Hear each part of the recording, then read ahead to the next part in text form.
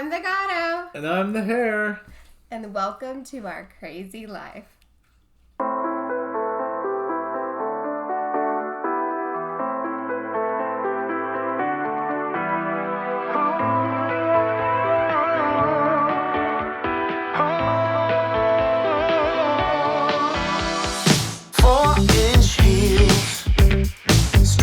Sidewalk.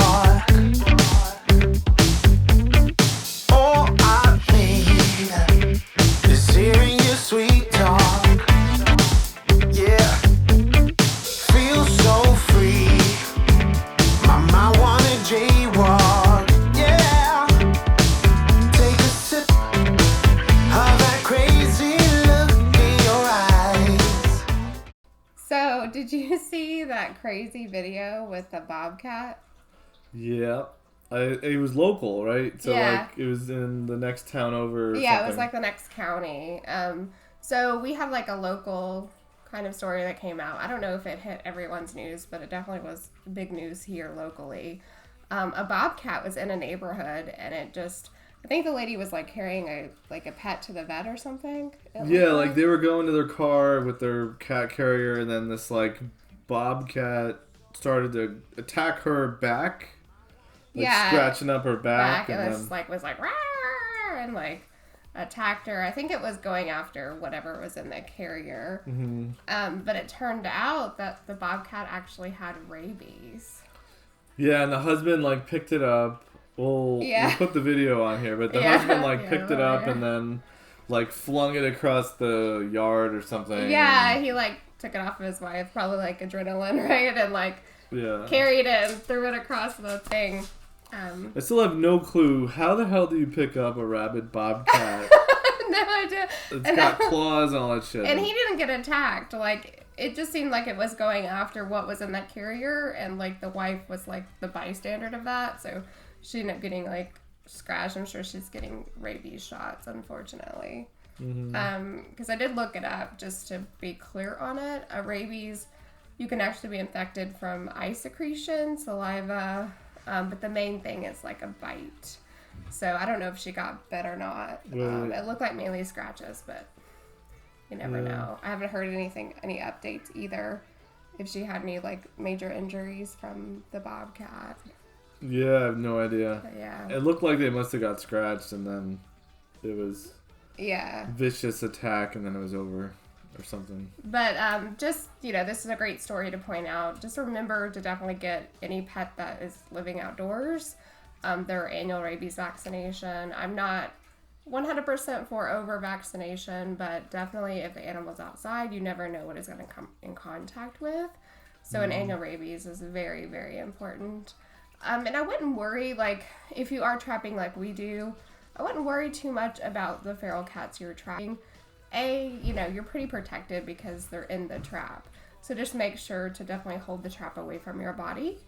But it's pretty rare in cats. Like, there has been, here in North Carolina, a few cases of cats with rabies, but it isn't as common as with wildlife, like a bobcat or a raccoon or a skunk. Yeah. It's pretty more common with them because they tend to fight more and infect each other. So. Well, and I guess technically, like from what I've heard, I've never really seen a rabid animal, but they would just kind of approach you like a little kitten or something, like kind of walk up to you, and which is really weird because normally you never see them or they're hiding or exactly. So I mean, like you wouldn't. Like a bobcat in a neighborhood, right? That does not happen. Like, there's something wrong with that. Raccoons do come out during the day, which is contrary to what most people believe. So just because you see a raccoon out in the day does not mean it has rabies.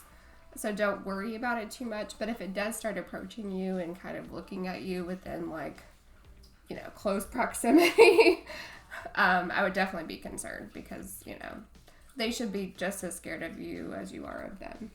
Yep. And if they're not, if that fear factor has left, then there is something wrong, and you should call your local animal control because so they can put a stop to it before it does, become a huge issue in your area.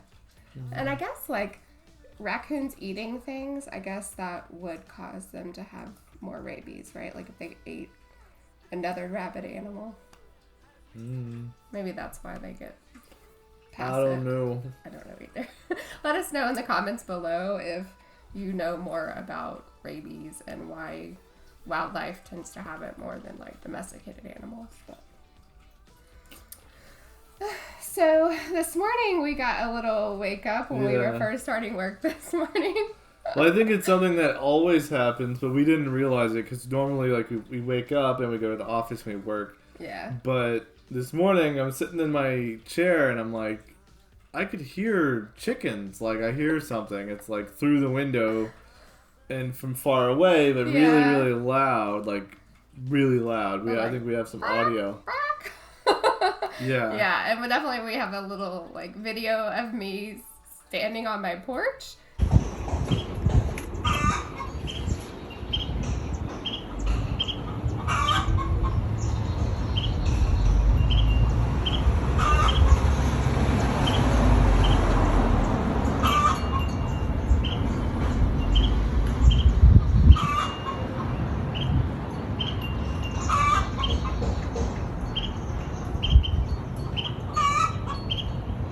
And keep in mind, they're in the back of the backyard, like in a pen, right? Kind of far away from where I was like standing. 100 feet or more. Yeah, and you can hear them. So they are extremely loud. I was like, what are they doing that they're like alerting us about? But yeah. Or like every morning they just get up and they're not roosters, they're hens, right? And we didn't really think they were loud, but they just get up and they're like, wah! Just singing all morning. So I guess there's probably some neighbor that's like super pissed off. But I don't know. I mean, I think it's beautiful because besides, there's always someone like hammering or using a saw. Yeah. Yeah. It was like, there was somebody hammering and then a car drove by and the chickens were about the same loudness. But hopefully they just blend in with the other wild birds. Yeah, they're like singing to the other birds that are singing to them. Yeah, they're like... It's free country. It's springtime, right? They're happy. Yeah, we never, like, I heard them before, but didn't know they were, like, very, very loud. Like, every morning. Oops. Oh, well. Chicken stuff. Yeah. So they were celebrating, and we actually got to celebrate this weekend. So Saturday, and then for you Sunday, it was our 14th day after our second shot. So we are COVID cured. Right? Unless there's some other future problem, but yep, we're vaccinated against the COVID. The current COVID, anyway. Crap. So. Yeah, we'll probably have to get boosters, right? That's what they're saying, like in a few months. But at least for now, we're good. I think here locally, our case numbers are pretty low because a lot of people got vaccinated already. So we feel a little bit more comfortable. Like we went to like our friend circle, everybody's vaccinated. So we went to our friend's house and we got to hang out, had like a little pizza party. And then we actually had our first cocktail out since the pandemic began. Like a year and a half or something. Yeah, so we went to like a rooftop bar place and had a really, really nice cocktail. So still open air bar, and we had masks on when we walked in, but I think that's more like just what everyone's doing. Yeah. But yeah, so, and just in case people don't know, because it seems like people don't, I guess. But if you get your first shot, you're still not vaccinated. And after you get your second shot, technically this 14-day period is what it takes for it to, like, take root. Yeah. So, like, you know, just in case that isn't clear from, like, the television or something. Yeah. I mean, with your first shot, it's like a little bit, you have a little bit of, protection. And then with your second one, you have a little bit more. But to fully cure where you are the 80-something or 90% protected against COVID, then you do have to wait the full 14 days. So wait to celebrate, guys. It's worth it. Definitely worth it. But we'll start some pictures here for you guys to see where we went to have our cocktail. It was really pretty. Yeah. Really pretty skyline, and it was really there's nice. a cool rooftop bar, and it's like 9 stories up, and it overlooks the river and stuff in North Carolina, Sunset, so it's pretty cool. Yeah.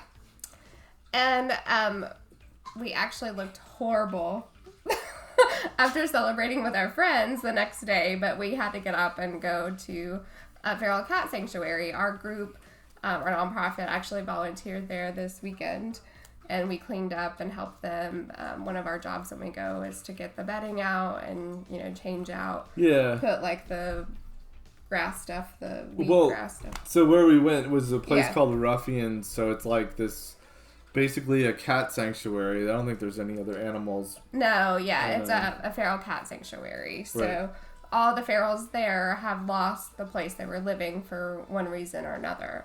So maybe like they were all living in this neighborhood and somebody was taking care of them, but then someone was mad and threatened to call animal control or worse.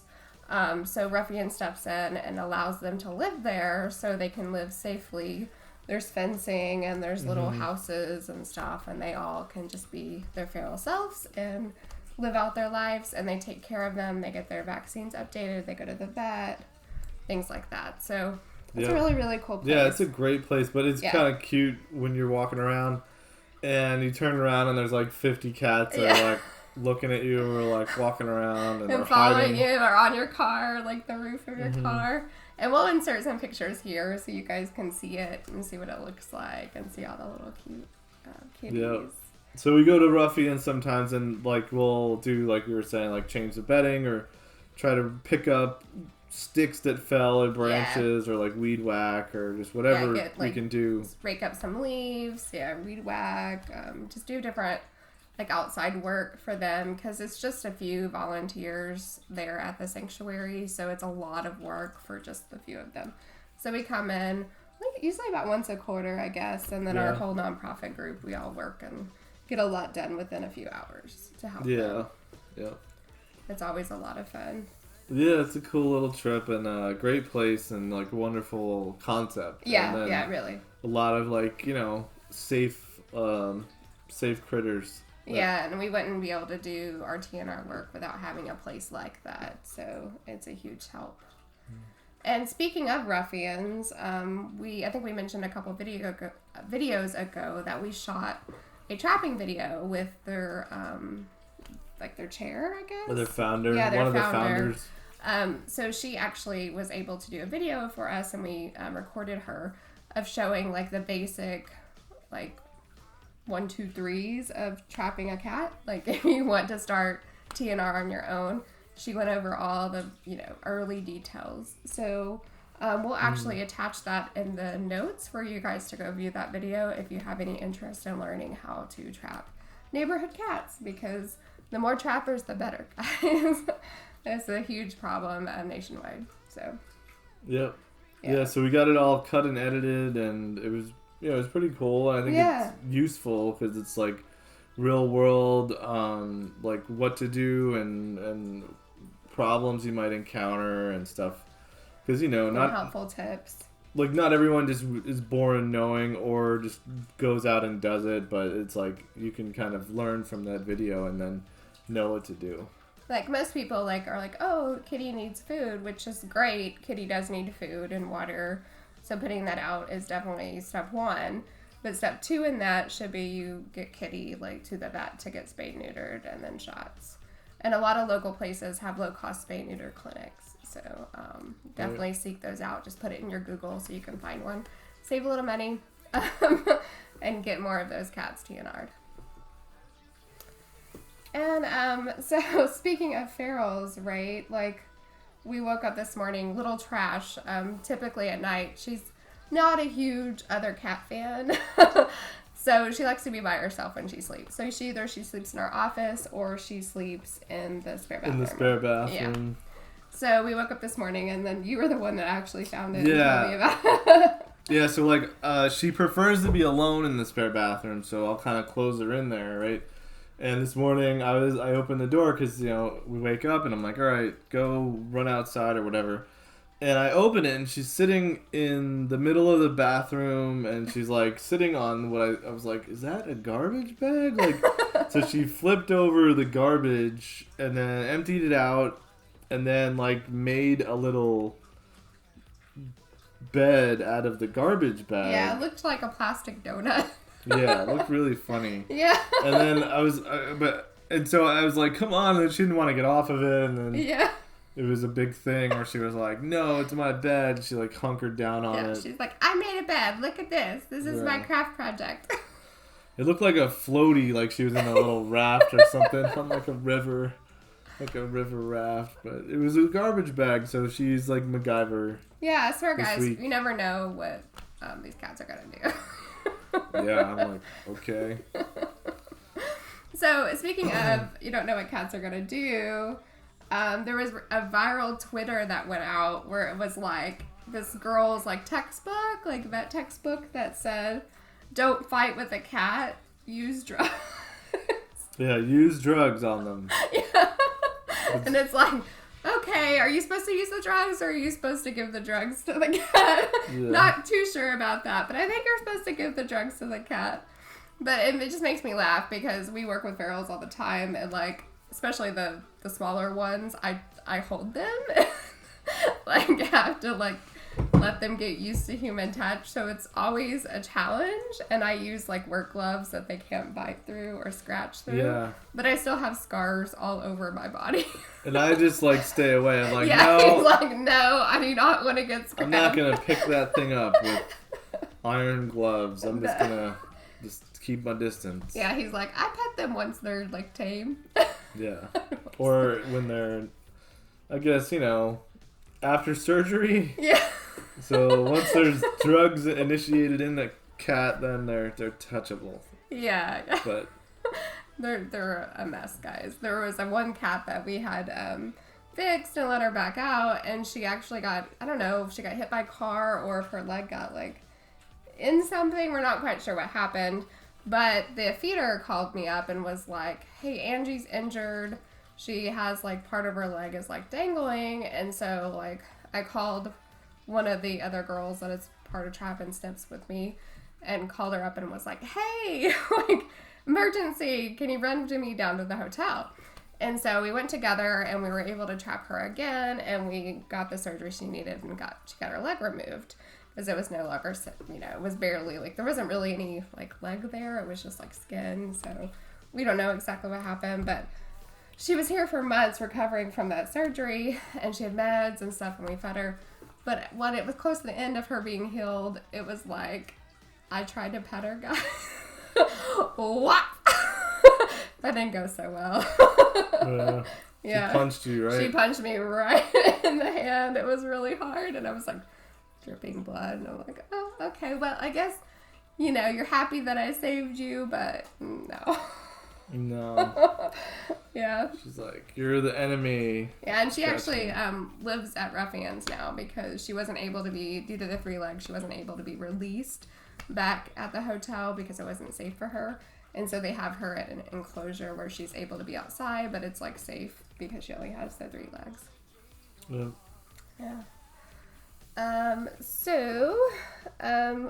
Limu.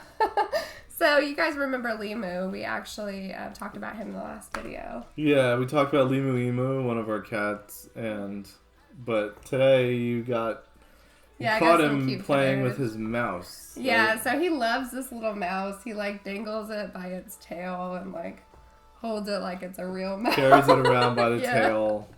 It's really funny. It's like he's catching it for like his dinner or something. I guess since he was a previous feral, I guess his mom taught him how to like catch rats and stuff. And he loves a good tail. I don't know. He just like bites it and like puts it through his teeth, I guess. Yeah, I don't know what he does. And then he holds it with his paws, and he like will carry it around the kitchen and stuff. Right. But, yeah. Like so the body dangles, but this is a toy mouse, but it's not a real mouse. It's not a real mouse. It's like a little stuffed one, and it has like a Christmas hat. Yeah, it's a Christmas toy mouse. Yeah. Not a real mouse. No. Oh, what's that sound? Oh, guys, I think that's time for the pet of the week. It's the pet of the week. A vision of perfection. An object of affection. To quench your royal fire.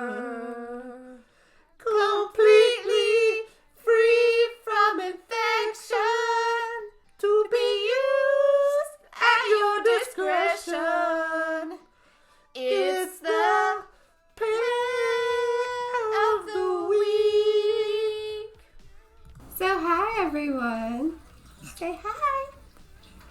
Oh, you talking to him? So everyone, this is Toulouse. So Toulouse's story is kind of a interesting one. So she was actually part of a feral colony. My mom actually trapped her and her mommy and her daddy. And we got their mommy and daddy fixed. But she was one of the kittens. And she's making all kinds of noises. But she was trapped by my mom. And then she was all good. We got a cancellation call from... You're going, you don't like being on a camera? So we got a cancellation call from the spay and neuter clinic, and we jumped on it. She was with us for a couple days, and we took her up there and got her spay neutered and got her spayed. But she was fine when we picked her back up, but then we noticed she no longer had a meow. And then she started really declining. We were like, what happened? So I rushed her to the vet, and basically all of her blood values were all over the place. She was declining really, really fast. So our vet said that they believe when they were doing the spay and neuter that the little thing they pull the uterus out with, her pancreas got kind of grazed when they were doing that. It's something that happens with small kittens sometimes. Not very often. It's pretty rare, so don't want to discourage you from getting your pet spayed and neutered. It's very important. But that's probably what happened. The pancreas doesn't like to be touched, so it just caused her to go into tailspin. She ended up being at the animal hospital here for over a week. She had to get on oxygen. They had to give her fluids. It was a pretty crazy thing. So, in the end, and I'll insert all the pictures of the journey she went through, but in the end, we decided to keep her. But the reason why Carl is not in here with me, the hair, is because she likes him, but she's not a huge fan. We're working on it. But I'll show you guys what happens when he comes in the room. The hair, can you come in?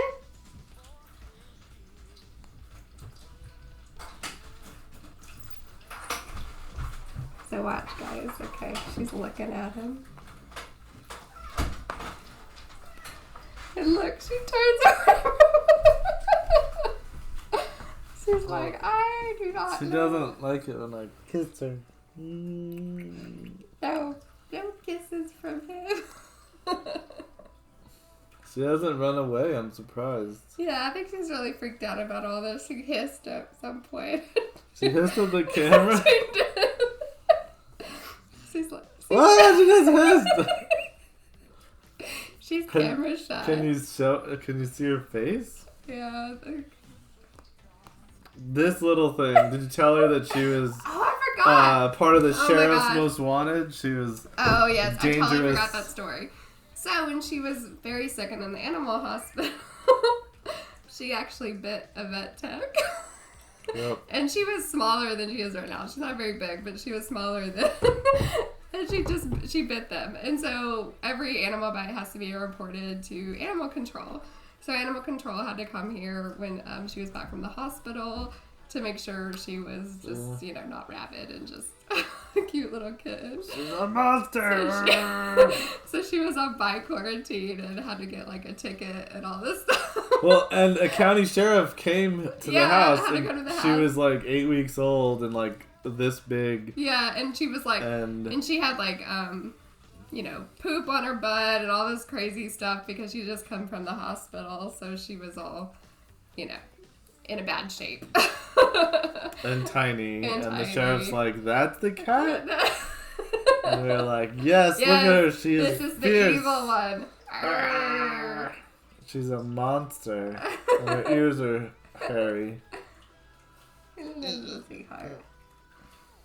So, every morning she gets ham baby food and gets brushed. She is so silly. Yep. She is a little diva. Yes, very much so. Oh. See, and that's all the noise she makes, guys. Part of the trauma of what happened to her, she never got her voice back. So she will hiss, but she can't meow. Can I try to hold her? Yeah, you want to give it a shot? What that's yeah. Like. Hey, little kitty.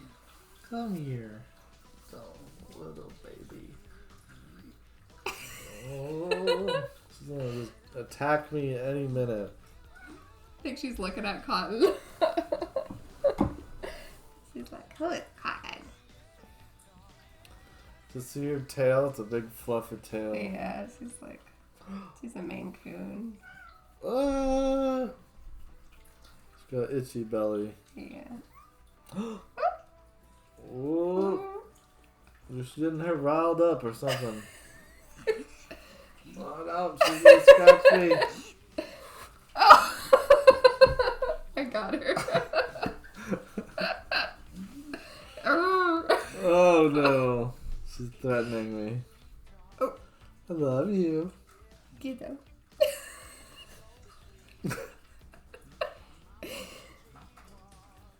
She's a lovely little kitty. What a life, though. What a first life. And it was right at Christmas time. And just trauma and drama. And very expensive. But, she actually was she was a foster. But because of the investment we kept to save her little life, she had to be part of our family. So. Yeah. I sometimes jokingly refer to her as Pet Cemetery.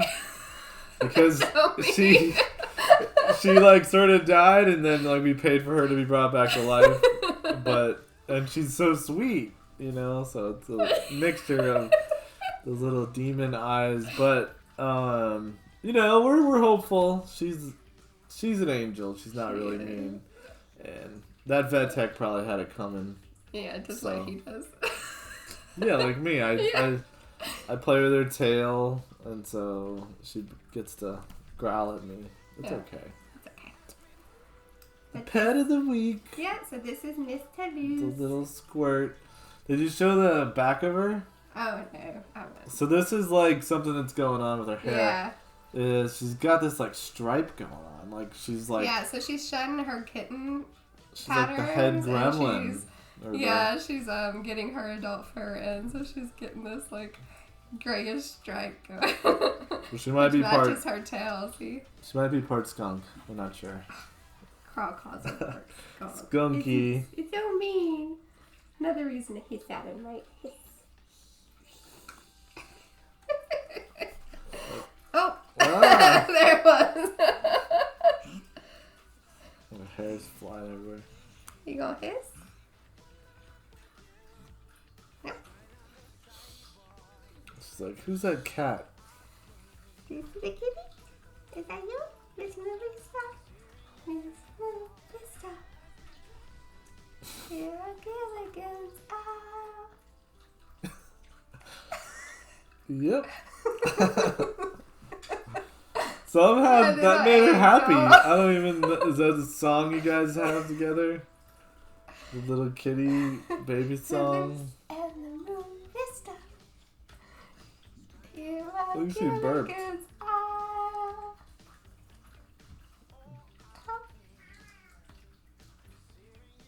Oh, another kitty was ready for his dinner, I think. She might see the ghost in here. I'm not sure, but... Oh, she might. Well, Toulouse. Okay, well you gotta You're gonna break the internet with your little face, so... You gotta wave to your adoring fans. Oh. Well, she doesn't like it. Say bye-bye, my adoring fans. Bye-bye. Bye-bye.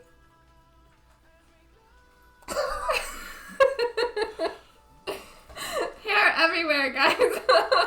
Alright, well, bye. Signing off, Gato and the hair. And like please, and subscribe. Yes, please subscribe. Shameless plug. Definitely. Subscribe and our channel will stay alive. It all goes to these little guys. So, like for them. And don't forget to spay and neuter. Yes. So important. Oh, there she goes. She's gone. Bye. Right, bye.